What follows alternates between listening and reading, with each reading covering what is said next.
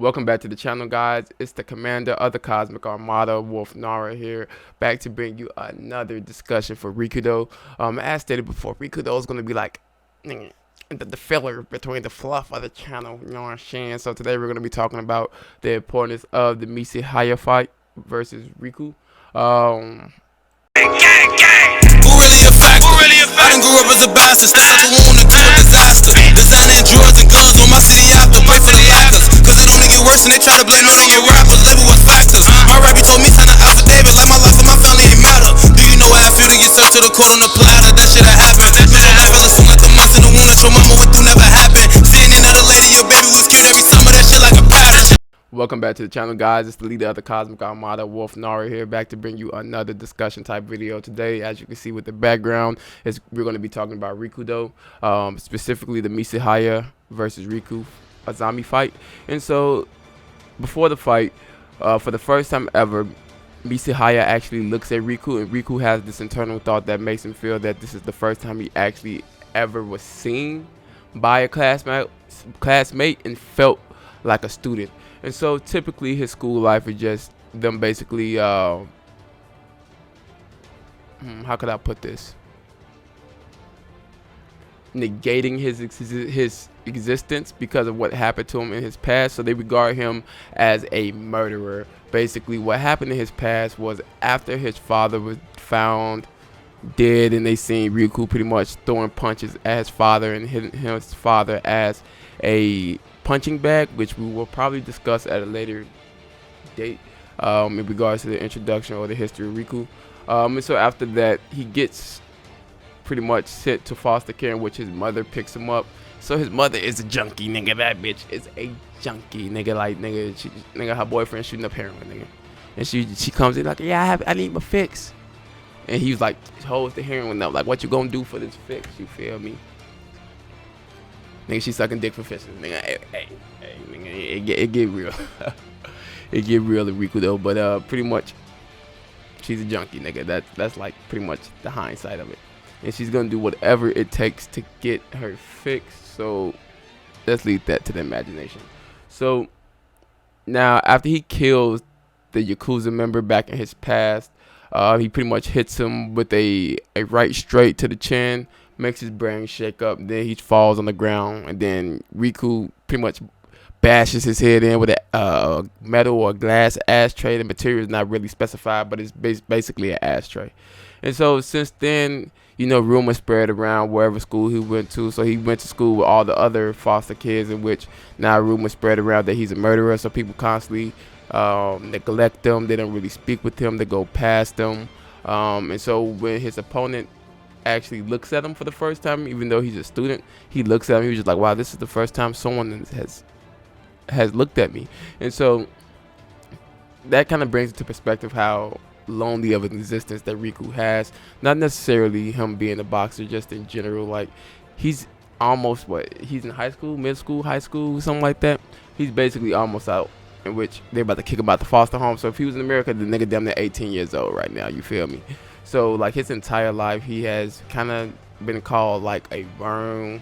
He has been physically, mentally, emotionally abused.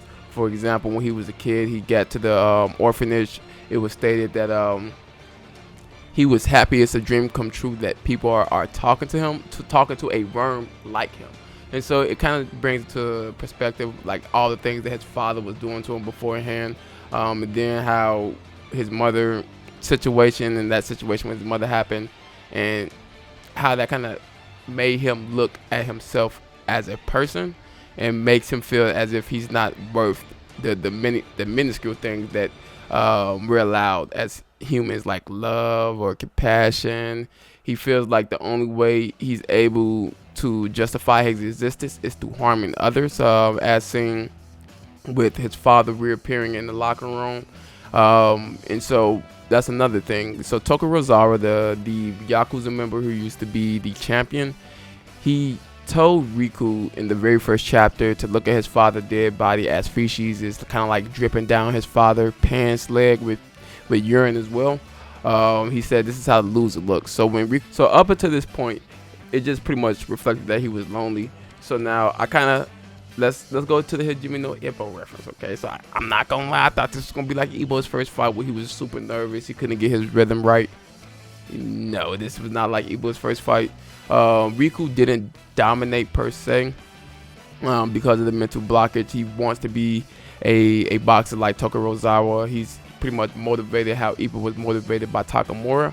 However, Ippo found his own style midway through season 1, I should say, of the anime, in which, although he was still motivated by Takamura, he found his own way of doing things, which led him to go down his own personal path of a boxer that even Takamura couldn't really assist him with, even if he gives him little things, little pieces of advice. And so now with Riku doesn't even have that Takamura figure. Tokorozawa was that Takamura figure for him. However, he is part of the Yakuza, so he's not really able to kind of like come around and provide him with the advice for Riku or help train Riku. That was really why he sent Riku to Baba, because he shouldn't have access to him. For example, when after Riku killed the initial Yakuza member, what happened with Miss Irihai? I'm probably butchering the lady name, but she ends up getting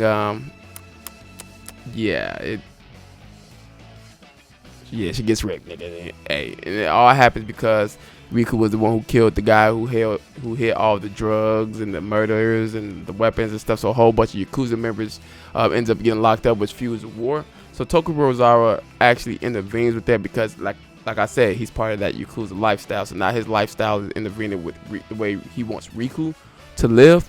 And so then he intervenes during that time. But after Riku's first official, his intro match, his preliminaries, or when he did the boxing exam, his fight during the boxing exam, when Tokorozawa actually went to go see him, Baba told him, like, yo, you know you're part of Yakuza, bro. You know you're not supposed to hang around this kid, bro. Like, you can't be going to see him. And so it's a lot of limitations placed around even the guy that Riku has looked up to. So even then, he's still lonely. Now, when it comes to love, you have things like you get your sense of love from kind of like your parents or your older figures who raised you, or parental figures who raised you.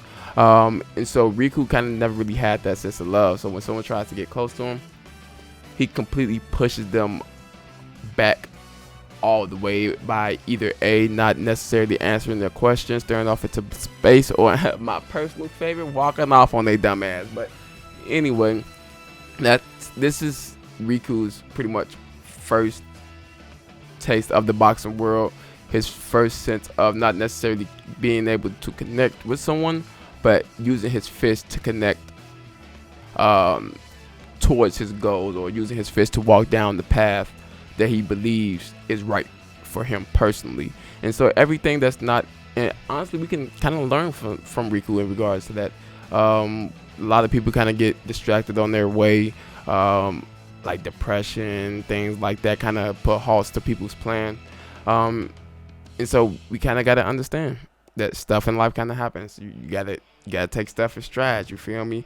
But this wasn't really a video about the fight itself, because the moment Riku realized, oh yeah, I have this innate nature from getting my ass whooped by a grown ass man as a 6-year-old, to block all the vital spots so it don't hurt. And I could tell when something's gonna hurt versus when something's not gonna hurt. So he had that internal instinct. But anyway, this was pretty much important because it lets you know that it's a lot of people who doesn't come from being raised with love, and so you kind of got to take that with a grain of salt. You kind of got to move around that. You have to understand where they're coming from.